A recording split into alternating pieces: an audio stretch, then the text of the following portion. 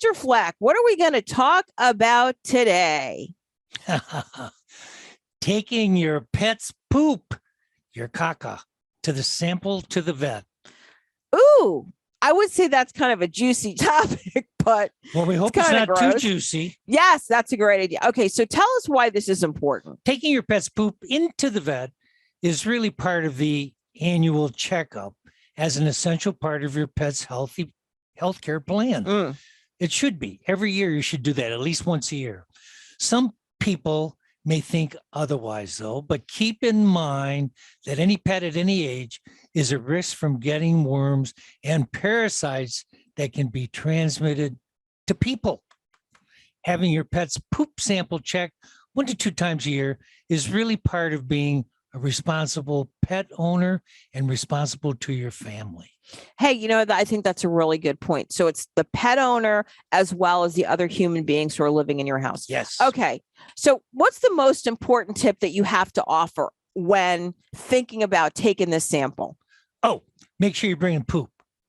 Really? Sounds silly? Okay. Yeah. Well, with dogs, it's a little easier, but with cats, it can be a little difficult because a clump of kitty urine can often be confused with cat poop if you're taking cat poop out of the litter box. Sure.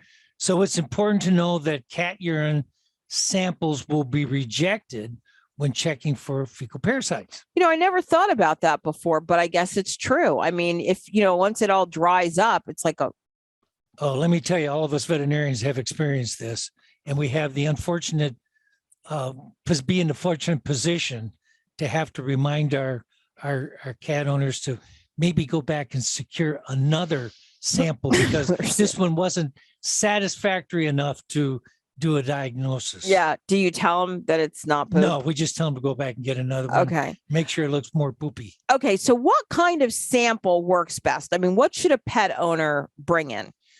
Well, a fresh sample is always best. And we get more accurate results if we try to do that. But just making sure you bring a sample. Okay, so a sample like within 24 hours. Yeah. Okay. I just to be honest with you, I always recommend people check for the stool sample the day before, pick one up. If you get one the day of, then throw the other one away and bring the one up. Okay. The same day. So here's another big question. How much poop is really needed? This is always interesting. We don't need those big, clumpy, huge amounts of manure. Okay. Well, all we need is a small amount. So most vets and lab only need this small amount of poop to run a really accurate fecal sample. Okay. Think about the size of maybe 2 sugar cubes, but you should double check with your vet just to make sure. Maybe your vet wants more. Here's another question. Okay. What's the best container for the poop? Hey, a container. Make sure you bring in a container. But if you've got maybe an old pill bottle, okay, those are really the best ones. Small plastic container, but I'm not sure you really want to reuse a plastic container. No, you got to throw that out after the poop was in it. And plastic bags can work too, but probably double wrap them. Oh, double bag them. Okay. Okay. So if your appointment's the next day or early in the morning, so like you said, you pick up the poop the night before. How do you store it? Because, what's the best way to store that poop? Put it in the fridge. Yeah. Okay. You can't leave it at room temperature if it's hot. Because it'll start smelling. But if it's cold, you could leave it outside, right? If it's cold, but not freezing. Right. Okay. That's one thing. You certainly don't want to leave things outside if it's frozen. I don't know how many times we're trying to accurately determine if there's any parasites in a stool sample as we take a hammer to beat it apart. That was probably when you lived in Michigan, right? No, some people still try to put them in the freezer down here in gross. Florida. Okay. Any other tips?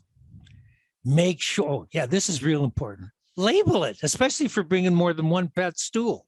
Yeah, I was going to say, if you're like me, you bring 4, you got to make sure you get the right poop with the right dog, right? Right poop for the right dog. Okay. But let me tell you, if we find it in one and they're litter mates and they're all together, they probably all have it. They're going to be wormed anyway. Okay. Anything else? That's all the Flex Facts for this week.